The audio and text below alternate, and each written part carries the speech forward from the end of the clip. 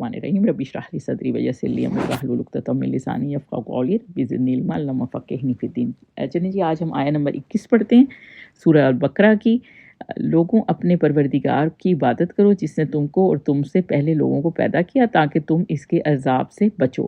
تو اس آیت میں اللہ تعالیٰ یہ بتا رہے ہیں کہ آپ دیکھیں، اس میں سب سے پہلی بات تو آپ اس بات پہ غور کہ الناس آیا، ورنہ آمنو آ جاتا، یعنی یہ سب لوگوں کے لیے، صرف مسلمانوں کے لیے یہ بات نہیں کہی گئی، کیونکہ تمام انسان اللہ کے بنائے ہوئے ہیں نا، تو اللہ نے سب کو پیغام یہ دیا ہے کہ تم سے پہلے بھی جو اللہ نے پیدا کیے اور جو آگے پیدا ہوں گے سب اللہ تعالیٰ ہی کے پیدا کیے ہوئے ہیں، اور اللہ تعالیٰ کی ہی عبادت کرتے تھے، جو پہلے بھی آئے تھے اور ابھی بھی جو آگے آئیں گے وہ بھی اللہ کی ہی عبادت کریں گے۔ عبد کہا گیا ہے نا، دیکھیں عبدو ہے، الناس عبدو۔ عبد کا مطلب کیا ہوتا ہے؟ عبد کا مطلب غلام ہوتا ہے، یعنی فل ٹائم غلام ہوتا ہے۔ ایسے نہیں ہوتا کہ غلام کیا ہوتا ہے، ہر وہ کام وہ کرتا ہے جو آپ کا مالک کہتا ہے، اور آپ جب آپ کا مالک رب ہے تو آپ نے ہر کام وہ کرنا ہے، اس سے آپ کے والدین ہوں کچھ ہوں، سب سے پہلے آپ نے اللہ تعالیٰ کو رکھنا ہے، اور کیونکہ ہماری زندگی اللہ تعالیٰ نے دی ہے تو اللہ تعالیٰ ہی کے ڈیپینڈنٹ ہیں ہم، اللہ کو ہم نے نہیں چھوڑنا چاہے ہم کسی بھی حالات میں ہوں۔ تو بیسیکلی اللہ تعالیٰ نے اس میں یہی بتایا، اور آگے کیا بتایا، اللہ کی عبادت کرنی کیوں ضروری ہے۔ دیکھیں یہ تو ہم پڑھتے ہیں کہ انا للہ و انا الیہ راجعون، کیونکہ ہم نے واپس بھی اللہ کی طرف جانا ہے نا، تو اس لیے اللہ کی عبادت بہت ضروری ہے۔ جب ہم نے اللہ تعالیٰ سے صراط المستقیم مانگا ہے نا، تو پھر آگے سورہ ہجر میں آیا 99 میں بھی آتا ہے کہ عبادت کرو حتیٰ کہ موت آ جائے۔ یہ اللہ کا حق ہے کہ بندے اس کی عبادت کریں، اور بندوں کا حق اللہ کے اوپر کیا ہے کہ جب اگر بندے اللہ کی راہ پہ سیدھے چلتے ہیں تو پھر اللہ تعالیٰ ان کو عذاب سے بچا دے گا۔ اور اللہ تعالیٰ نے جو ایک حدیث پاک بھی ہے کہ کسی نے حضور صلی اللہ علیہ وسلم سے پوچھا کہ سب سے بڑا گناہ کون سا ہے، تو حضور صلی اللہ علیہ وسلم نے فرمایا وہ شرک ہے۔ آگے اللہ تعالیٰ نے اس کا جواب بھی دیا ہے کہ جب سب کا بنانے والا اللہ ہے، اور اللہ کی عبادت کرو جو ابھی ہیں جو پہلے آئے تم سے۔ کیوں عبادت کرنا ضروری ہے؟ تاکہ تم کیا لے سکو، لعلکم تتقون، تاکہ تم تقوی حاصل کر سکو۔ تقوی کیا چیز ہوتی ہے؟ تقوی یہ چیز ہوتی ہے کہ آپ کو غلط راستے سے بچاتی ہے، آپ سیدھے راستے پہ چلتے ہیں۔ دیکھیں روح کی غذا جو ہے نا وہ قرآن ہے، اس کو رب کے ساتھ جب اپنی روح کو آپ قرآن کے ساتھ جوڑیں گے نا تو آپ رب کے ساتھ جڑ جائیں گے، اور دنیا میں بھی اچھی زندگی گزاریں گے اور آخرت میں بھی اچھی زندگی گزاریں گے۔ آیہ نمبر 22 پہ چلتے ہیں جی۔ جس نے تمہارے لیے زمین کو بچھونا اور آسمان کو چھت بنایا، یعنی اس میں اللہ تعالیٰ اپنا بتا رہے ہیں کہ اللہ تعالیٰ کیا ہے جس نے تمہارے لیے اتنی اسموتھ زمین بتائی۔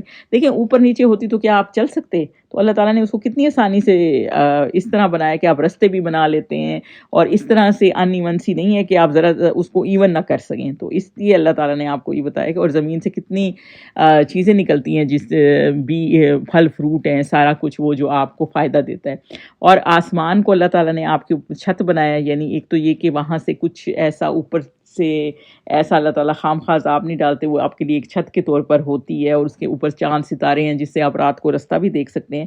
اور دوسرا اللہ تعالیٰ نے نیچے جو پانی کا سسٹم بنایا، دیکھیں آسمان اور زمین مل کے کام کرتے ہیں، جیسے وہ یہاں سے بارش ہوتی، بارش کی شکل میں پانی آسمان سے نیچے آ جاتا ہے اور پھر ویپر کی صورت میں اوپر چلا جاتا ہے، تو اس طرح جو ہے یہ مل کے کام کرتے ہیں۔ اور جب بارش ہوتی ہے تو زمین ہریالی ہو جاتی ہے، اور جس سے نباتات ہوتی ہیں اور چیزوں سے آپ کو بھی فائدہ ہوتا ہے، جو ڈفرینٹ قسم کی چیزیں اگائی جاتی ہیں۔ اور آگے اللہ تعالیٰ کیا فرما رہے ہیں کہ آسمان سے مینا برسا کر تمہارے کھانے کے لیے انواع و اقسام کے میوے پیدا کیے، پس کسی کو خدا کا ہمسر نہ بناؤ، یعنی کسی کو شریک نہ بناؤ، اور تم جانتے تو ہو، تعلمون، اور تمہیں اس بات کا علم ہے کہ سب کرنے والا اللہ تعالیٰ ہے۔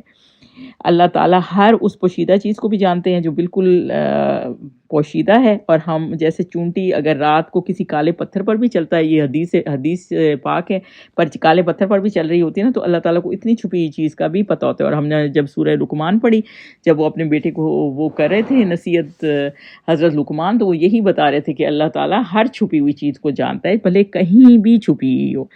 تو بیسیکلی اس میں اللہ تعالیٰ یہ بتا رہے ہیں کہ غیر اللہ کے نام پر آپ کوئی بھی چیز کریں، یا کسی کے نام پر کہ اگر کسی کوئی بیمار ہے اور وہ کہیں مجھے ڈاکٹر نے ٹھیک کر دیا، تو ڈاکٹر نے ٹھیک نہیں کیا، ڈاکٹر آپ کا وسیلہ ضرور اللہ تعالیٰ نے بنایا ہے، تو بیسیکلی آپ کو ٹھیک کرنے والا اللہ تعالیٰ ہی ہے۔ تو یہ جو اس طرح کی چیزیں ہیں نا وہ بھی شرک میں آ جاتی ہیں۔ حضرت عمر تھے نا، تو انہوں نے کیا کہا تھا حجر اسود کو کہ میں تمہیں کبھی نہ چومتا اگر حضور صلی اللہ علیہ وسلم نے نہ چوما ہوتا، اور کیونکہ تم میرا کوئی نفع نقصان نہیں کر سکتے۔ تو یہ پتھر، یہ چیزیں، یا کوئی قبروں پہ لوگ جاتے ہیں، یا پھر یہ اس طرح کا شرک کرتے ہیں کہ کبھی کوئی ٹھیک ہو گیا تو ڈاکٹر کو ہی سر پہ چڑھا دیا، یا اس طرح کر لیا کہ کسی آدمی سے کوئی کام نکل گیا تو اس کو ہی بالکل سر پہ کر دیا۔ تو آپ یہ بات کو سمجھیں گے کرنے والا صرف اللہ تعالیٰ ہی ہے، اس چیز کا علم رکھیں، اور وہ صرف آپ کو آپ کی بات کو یہ کر سکتے ہیں کہ ان کا وسیلہ بنایا. آپ ان کا شکریہ تو ضرور ادا کریں, لیکن کرنے والا اللہ تعالیٰ ہی. آیت نمبر 23 پہ چلیں. اور اگر تم کو اس کتاب میں جو ہم نے اپنے بندے محمد صلی اللہ علیہ وسلم پر نازل فرمائی ہے کچھ شک ہو تو اسی طرح کی ایک صورت تم بھی بناؤ, اور خدا کے سوا جو تمہارے مددگار ہوں ان کو بھی بلا لو اگر تم سچے ہو. تو اس میں اللہ تعالیٰ یہ آپ کو بتا رہے ہیں, یہ اللہ تعالیٰ نے بیسیکلی ان کو ایک چیلنج دیا ہے. تو چیلنج کیا ہے کہ اگر آپ کو کوئی شک ہے تو آپ بھی ایسی بنا کے لے آئیں. دیکھیں یہ چیلنج قرآن میں نا 5 ٹائم آیا ہے. سورہ طور میں آیا 34 اور 34 میں, بنی اسرائیل میں آیا 88 میں, سورہ ہود آیا 13 میں, اور سورہ یونس آیا 38 میں, اور یہ والی آیت جو ہے سورہ بقرہ کی آیا 23. یہ اللہ تعالیٰ نے یہ چیلنج دیا ہے کہ اگر آپ کو کوئی ہے تو ایک صورت اس طرح کی بنا کے لے آؤ. دیکھیں اللہ تعالیٰ کی طرح کی جو چیلنج ہے یہ کوئی بھی نہیں کر سکتا. بہت کافروں نے کوشش کی لیکن کوئی بھی اس طرح کی صورت نہیں بنا سکا. آج سائنس نے ڈسکور کیا کہ پلانٹس کے بھی پیر ہوتے ہیں, جبکہ قرآن میں پہلے ہی ہے کہ ان کے پیئرز ہوتے ہیں. بچے کی جو سٹیجز ہیں کہ بچہ کس طرح پیدا ہوتا ہے یہ قرآن میں 1400 سال پہلے ڈسکرائب ہو گیا تھا. یہ تو آج سائنس ڈسکرائب کر رہی ہے نا. تو بیسیکلی ایک حدیث پاک بھی ہے, نبی پاک صلی اللہ علیہ وسلم نے کیا فرمایا کہ میرا معجزہ قرآن ہے, اس لیے میرے امتی زیادہ ہوں گے اور یہ قیامت تک باقی رہیں گے. تو بیسیکلی رہنمائی جو گائیڈنس ہے جس نے قرآن کو چھوڑا ہے وہ خود خوار ہو رہا ہوتا ہے, اس لیے قرآن کو کبھی نہیں چھوڑنا. اور بیسیکلی رہنمائی گائیڈنس آپ کو کہاں سے ملتی ہے؟ وہ قرآن سے ملتی ہے. ایک فرانس کے اورینٹلسٹ تھے, انہوں نے ترجمہ کیا قرآن کی کچھ صورتوں کا, اور یہ کلام الہی ہی ہو سکتا ہے. انہوں نے اس بات کا اعتراف کیا, بھلے وہ مسلمان نہیں تھے لیکن وہ یہ کہتے تھے جس نے اس چیز کو سمجھا ہے نا وہ کبھی اسلام میں آ کے واپس نہیں جا سکتا. جو لوگ بھی مرتد ہوتے ہیں وہ اسلام میں ہی نہیں آتے.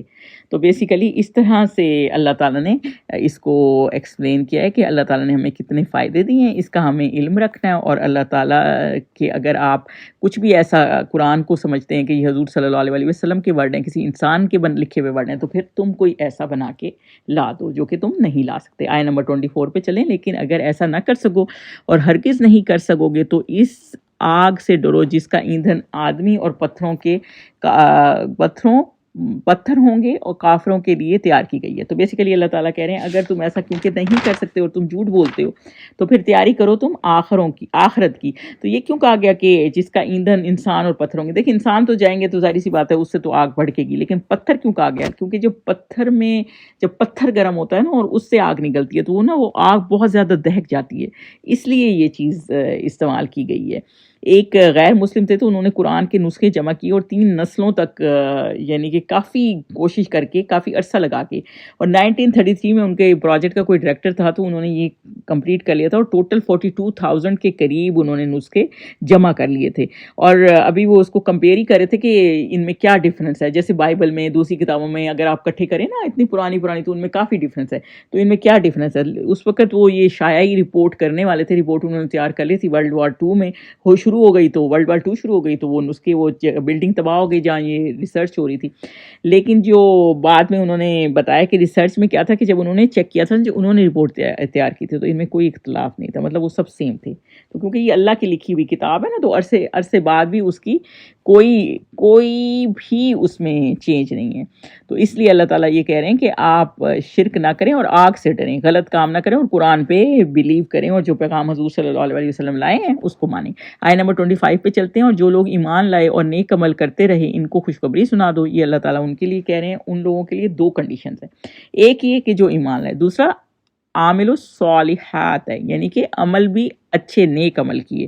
یعنی آپ کو ان ایکشن لینے ہیں. اور صالح عمل کون سے ہوتے ہیں؟ صالح عمل وہ ہوتے ہیں جو سنت کے مطابق ہوتے ہیں اور اللہ تعالیٰ کے مطابق ہوتے ہیں. یہ صالح عمل ہوتے ہیں. ان کے لیے خوشخبری کیا ہے؟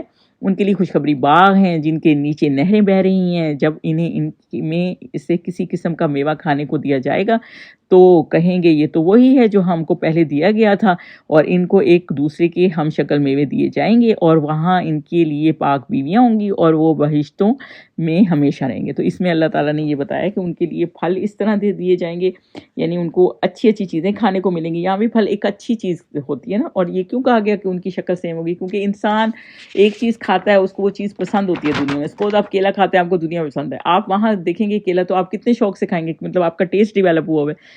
پھر جب آپ کھائیں گے نا تو آپ کو لگے گا یہ چیز تو سیم ہے لیکن ذائقہ اس میں بہترین ہوگا. ظاہری بات ہے وہ جنت کا پھل ہے, اور اس میں اللہ تعالیٰ نے آپ کو بتایا کہ اللہ تعالیٰ کے لیے آپ کے لیے پاک اسپاؤزز ہوں گے. پاک اسپاؤزز کا مطلب یہ کہ یہاں کبھی اسپاؤز کے ساتھ آپ کا جھگڑا بھی ہو جاتا ہے, موڈ بھی خراب ہو جاتا ہے, تو وہاں اس طرح کے کوئی معاملات نہیں ہوں گے. تو ہر بندے آپس میں ہنسی خوشی رہیں گے اور ہمیشہ رہیں گے.